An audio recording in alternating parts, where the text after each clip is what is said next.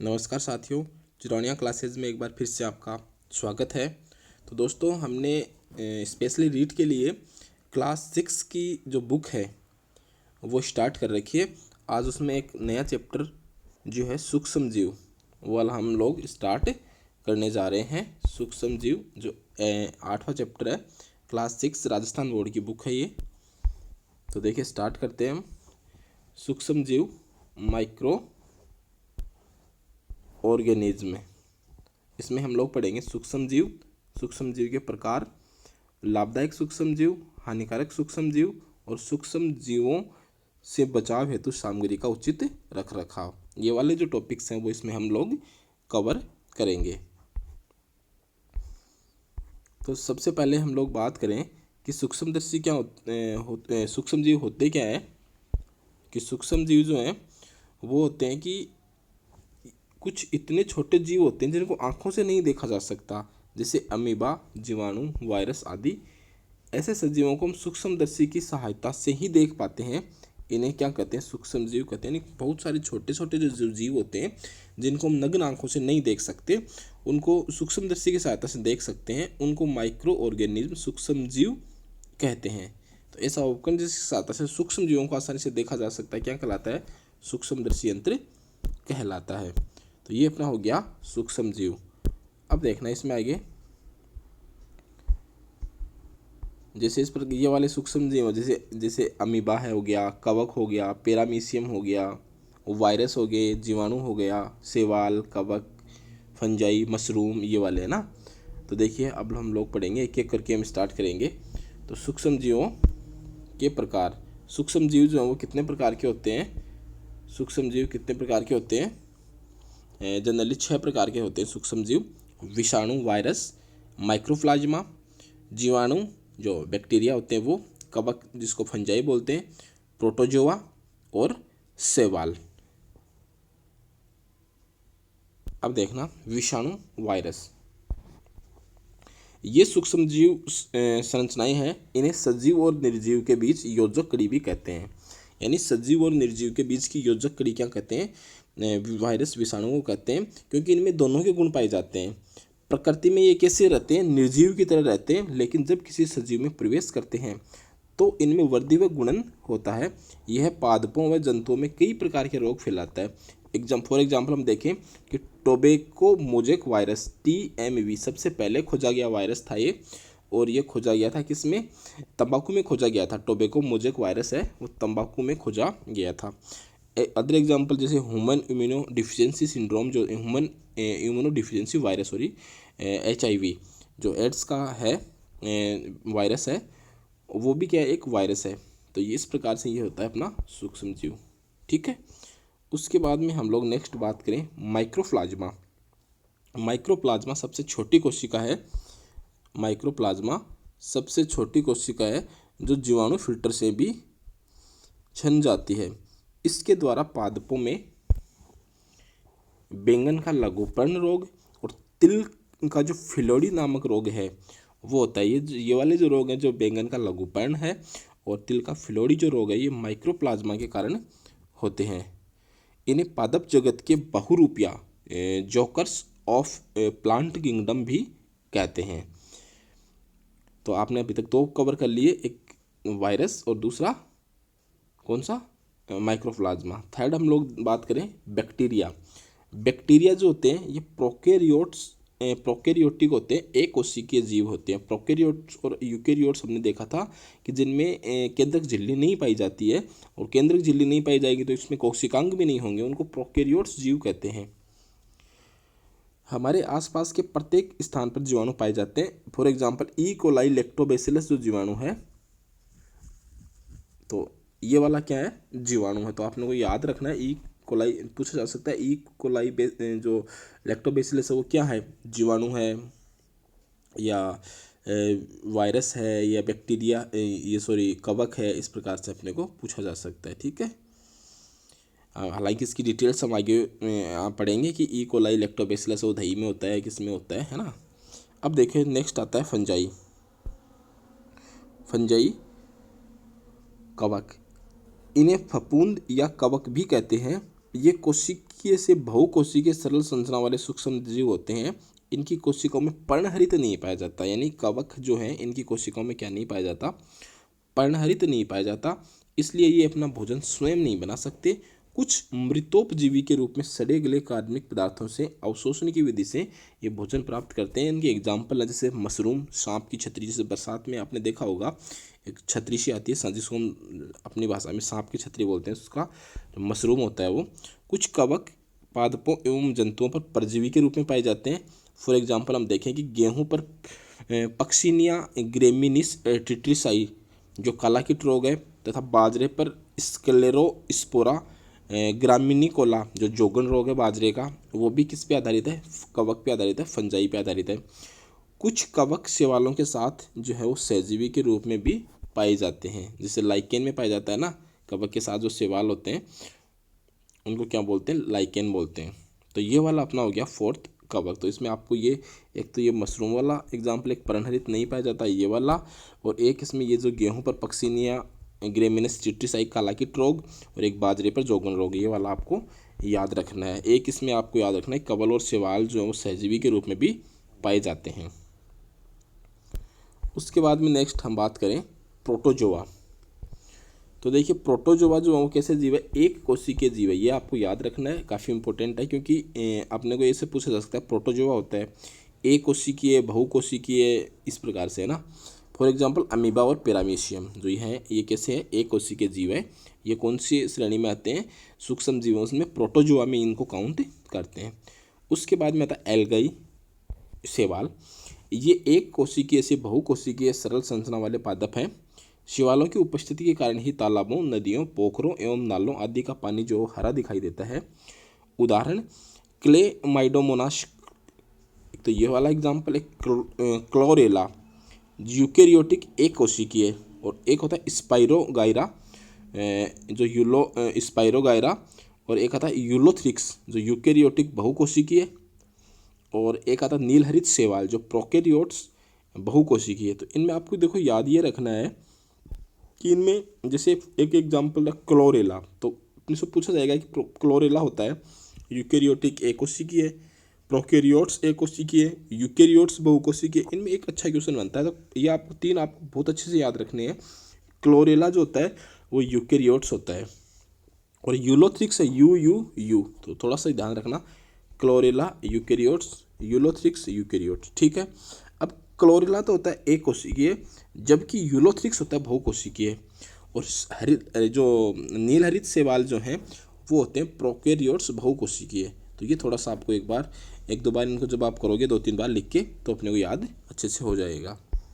यहाँ से संभावना है कि ये क्वेश्चन सब यहाँ से पूछा जा सकता है। अब देखिए ये दही, ये आपने अभी ऊपर देखा था, बैक्टीरिया जो है लैक्टोबैसिलस जीवाणु जो है वो दूध वो किस में बदल देता है, दूध को दही में बदल देता है। तो ये अपने लाभदायक सूक्ष्म जीव है। अब देखिए सूक्ष्म जीवों से लाभ, अपना नेक्स्ट पॉइंट था इसमें, खाद्य सामग्री में दही, पनीर, सिरका आदि के निर्माण में सूक्ष्म जीवों का उपयोग किया जाता है। जैसे यीस्ट का उपयोग डबल रोटी बनाने में व जलेबी बनाने हेतु गोल में खमीर उठाने के लिए किया जाता है। यानी खमीर उठाने का मतलब है कि वो घोल को जो उठाने के लिए जो है उस किसका प्रयोग किया जाता है, यीस्ट का प्रयोग किया जाता है। क्लोरेला का उपयोग सूप एवं अन्य खाद्य पदार्थ बनाने में किया जाता है। क्लोरेला निर्मित खाद्य सामग्री का उपयोग आइसक्रीम बनाने में भी किया जाता है। यानी क्लोरेला का उपयोग खाद्य सामग्री में भी किया जाता है, मतलब आइसक्रीम वगैरह बनाने में, सूप वगैरह बनाने में, और यीस्ट का उपयोग जो है वो जलेबी उनका जो घोल है उसको उठाने में, या डबल रोटी बनाते हैं तो उसको घोल को उठाने में इसका उपयोग, किसका उपयोग किया जाता है, यीस्ट का उपयोग किया जाता है, ठीक है। उसके बाद में आता है औषधि निर्माण में क्लोस्ट्रीडियम बोटुलिनम नामक जीवाणु से विटामिन B12 तथा एंथ्रेक्नोइड बेसिलाई नामक जीवाणु से रोग प्रतिरोधक पदार्थ प्राप्त किया जाता है। और इसमें एक इम्पोर्टेंट बात जो है कि पेनिसिलियम नामक कवक से जो पेनिसिलियम नामक कवक है उससे पेनिसिलिन नामक जीवन रक्षक औषधि बनाई जाती है। इसका उपयोग टीके एवं प्रतिजैविक के रूप में किया जाता है। और पेनिसिलिन की खोज जो है सबसे पहले किसने की थी, अलेक्जेंडर फ्लेमिंग के द्वारा की गई थी। ये रीट में पूछा गया क्वेश्चन है, और ये बहुत सारी एग्जाम्स में काफ़ी बार ये पूछा जाता है, रेलवे वगैरह में भी ये बहुत सी बार पूछा गया है। उसके बाद में हम लोग बात करें कि जैविक नाइट्रोजन स्थिरीकरण। जीवाणुओं की कई प्रजातियां व अन्य सूक्ष्म जीवों के द्वारा वातावरण में उपस्थित नाइट्रोजन को पादपों हेतु उपयुक्त यौगिकों में रूपांतरित करने की प्रक्रिया को क्या कहते हैं? नाइट्रोजन स्थिरीकरण अथवा नाइट्रोजन यौगिकीकरण कहलाते हैं। फॉर एग्जाम्पल हम लोग बात करें कि जैसे मूंग है, मोठ है, चना, मटर, इनकी जो जड़ है उनमें गुलिकाओं या रूट नूडल्स में पाए जाने वाले जो राइजोबियम जीवाणु हैं, जो किसका नाइट्रोजन का क्या करते हैं, जो वायुमंडल में जो उपस्थित जो नाइट्रोजन है उसको नाइट्रेट में ये चेंज करते हैं। इसको नाइट्रोजन स्थिरीकरण कहते हैं। तो ये वाले जीवाणु जो है वो उनमें उनको लाभ पहुंचाते हैं, इन जो ये जो फसल है इनकी, इनको जड़ों को। तो ये वाले भी क्या हो गए? लाभदायक जीवाणु हो गए। तो आपने को याद रखना है राइजोबियम जीवाणु वगैरह। अब देखिए इसके बाद में हम लोग आगे बात करें तो राइजोबियम जीवाणु पाए जाते हैं। ये दे रखा है कि नाइट्रोजन को किस में बदलते हैं? ये नाइट्रेट में बदलने में सहायक होते हैं। नाइट्रेट भूमि उपजाऊ नाइट्रेट से भूमि क्या है? उपजाऊ बनती है। पौधों में नाइट्रोजन का मुख्य स्रोत यही नाइट्रेट नामक औषधि है। ठीक है, तो नाइट्रोजन प्रोटीन, और ये वाला भी एक आपको याद रखना है कि नाइट्रोजन वो किसका अभिन्न अंग है? नाइट्रोजन वो प्रोटीन का क्या है? अभिन्न अंग है। कि प्रोटीन से हमें जो सबसे ज़्यादा प्राप्त होता है वो होता है नाइट्रोजन। ठीक है, अब नाइट्रोजन चक्र है वो हम आगे डिस्कस करेंगे। उसके बाद में देखिए नेक्स्ट है ह्यूमस निर्माण में। जीवाणु के द्वारा पत्तियों, गोबर व अन्य अपशिष्ट पदार्थ अपघटित होकर ह्यूमस में बदल जाते हैं। इस कारण जो मृदा है वो क्या होती है? उपजाऊ बनती है। तो आपको ये भी ध्यान में रखना, एक जो अपनी जो टूथपेस्ट जो होता है ये बेसिकली क्षारीय प्रकृति का होता है। ये भी जब हम अम्ल और क्षार पढ़ेंगे तो वहाँ हम देखेंगे इसको। तो टूथपेस्ट बनाने में जेंथोमोनास कैम्पेस्ट्रिस नामक सूक्ष्म जीव का उपयोग टूथपेस्ट बनाने में किया जाता है। तो पूछा जा सकता है कि जेंथोमोनास कैम्पेस्ट्रिस नामक जीवाणु का उपयोग किया जाता है, अलग अलग फिर ऑप्शन आ जाएंगे। तो उसमें एक जो ऑप्शन होगा अपना टूथपेस्ट बनाने में वो अपने को टिक करना है। तो ये तो अपने को लाभदायक सूक्ष्म जीव हो गए। अब देखिए कुछ जो सूक्ष्म जीव है वो अपने को नुकसान भी करते हैं। तो अब हम लोग स्टार्ट करेंगे इसमें हानिकारक सूक्ष्म जीव। इसमें देखना सबसे पहले रोग उत्पन्न करने वाले सूक्ष्म जीव। रोग उत्पन्न करने वाले सूक्ष्म जीवों को क्या कहते हैं? रोगाणु कहते हैं। मनुष्य में 6 टीबी, कुकुर खांसी, डिप्थीरिया, टिटनस, हैजा, मलेरिया, चर्म रोग आदि इन्हीं सूक्ष्म जीवों के कारण होते हैं। यानी ये जो रोग हैं वो किसके कारण होते हैं? सूक्ष्म जीवों के कारण ही होते हैं। और भी बहुत सारे रोग हैं, हम जो रोग का टॉपिक है उसको अलग से भी डिस्कस करेंगे। एंथ्रेक्स मनुष्य एवं जंतुओं में सूक्ष्म जीवों से होने वाला भयानक रोग है। कौन सा रोग है? एंथ्रेक्स। गाय में खुरपका एवं मुंहपका रोग वायरस द्वारा होता है। तो जो खुरपका, ऐसे भी पूछा सकता है ये खुरपका और मुंहपका रोग कहाँ होता है, किस में होता है, किसके कारण होता है? कई तो ये रोग वायरस के द्वारा होता है। तो ये इसमें याद आपको रखना है। नींबू का कैंकर रोग जीवाणु जनित आपको याद रखना है। गेहूं की रस्ट, और जो गेहूं की रस्ट जो होती है वो होती है कवक जनित। और भिंडी का पीत या सीरा मोजेक रोग है वो किसके द्वारा होता है? वायरस जनित रोग होता है। तो इसमें आपको ये याद रखना है कि नींबू का कैंकर रोग होता है, आपसे पूछा जाएगा वायरस जनित, जीवाणु जनित, कवक जनित, तो आपको याद रखना है जीवाणु जनित। ठीक है, गेहूं की रस्ट कैसी होती है? कवक जनित, क्योंकि गेहूं को जब हम कहीं नम जगह रख देते हैं तो उसमें आपसे फफूंद सी आ जाती है थोड़े दिन बाद में, तो उसमें कवक होते हैं वो। भिंडी का पीत, शीरा मोजेक रोग ये वायरस जनित रोग होते हैं। तो ये वाले क्या होते हैं? कुछ नुकसान करते हैं, ये रोग उत्पन्न करते हैं। उसके बाद में खाद्य पदार्थों को हानि पहुंचाना। खाद्य पदार्थों को हानि पहुंचाना जैसे अनाज, दालें, पके हुए फल, भोजन, आचार आदि सूक्ष्म जीवों के द्वारा क्या हो जाते हैं? खराब हो जाते हैं, अतः इन्हें भी सूक्ष्म जीवों से संक्रमण से बचाते हैं। तो खाद्य पदार्थ हैं वो भी क्या होते हैं? इनसे पदार्थ, जैसे ये यहाँ पे एक दे रखा है ना, कवक द्वारा संक्रमित नारंगी का फल, ये सिट्रस, कैंकर रोग नींबू का फल जो आपने अभी ऊपर देखा होगा ये वाला। जैसे इसमें क्या है, यहाँ इसमें क्या हो गया, इसमें जो सिट्रस जो है, कैंकर जो रोग है वो हो गया। अब देखिए आगे इसमें नेक्स्ट हम लोग बात करें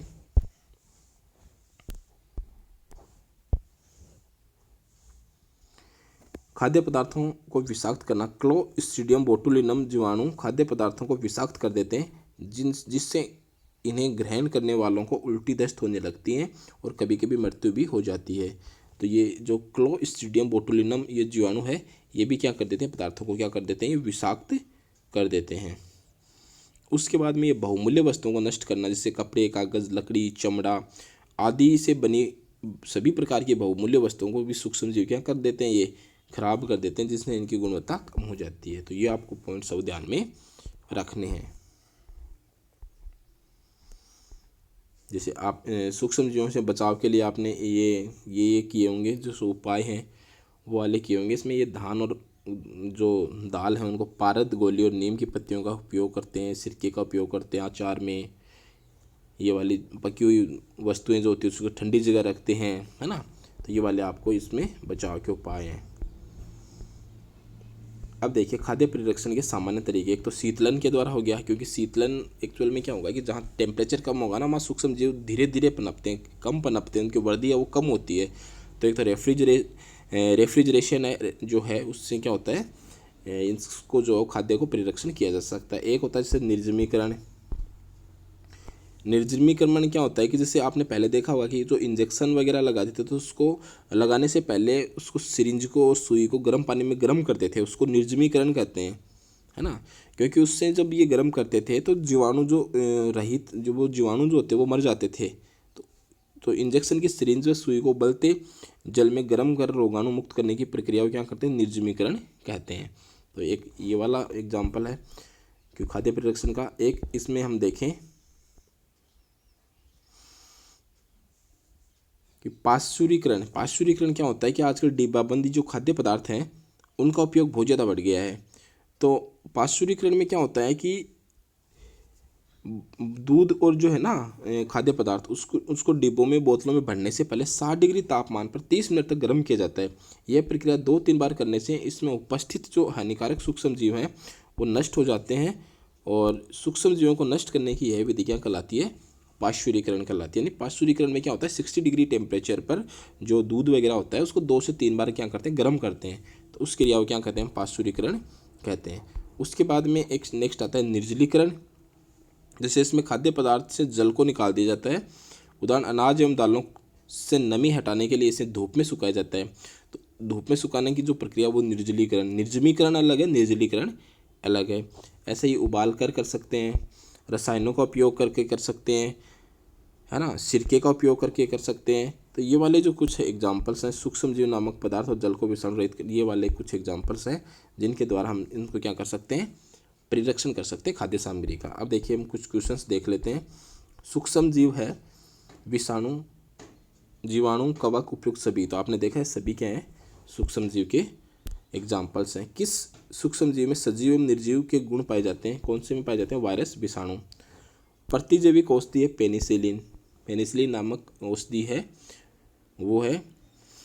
एक कोशिकीय के जीव है अमीबा और पैरामीशियम। तो इसमें कौन सा है, अमीबा। तो आई होप ये वाला जो चैप्टर है सूक्ष्म जीव का चैप्टर है आपने अच्छे से किया होगा और आपको बहुत अच्छे से समझ में आया होगा। ये अपना जो चैप्टर है सूक्ष्म जीव, माइक्रो ऑर्गेनिज्म, ये मैंने आपको करवाया है। मिलते हैं एक नए वीडियो में। तब तक के लिए आप इसको अच्छे से पढ़ते रहिए, रिवाइज करते रहिए। और यदि आप इस चैनल पर पहली बार हैं तो चैनल को सब्सक्राइब कर लें और वीडियो को ज़्यादा से ज़्यादा लाइक करें, अपने दोस्तों के साथ शेयर करें। धन्यवाद, थैंक यू।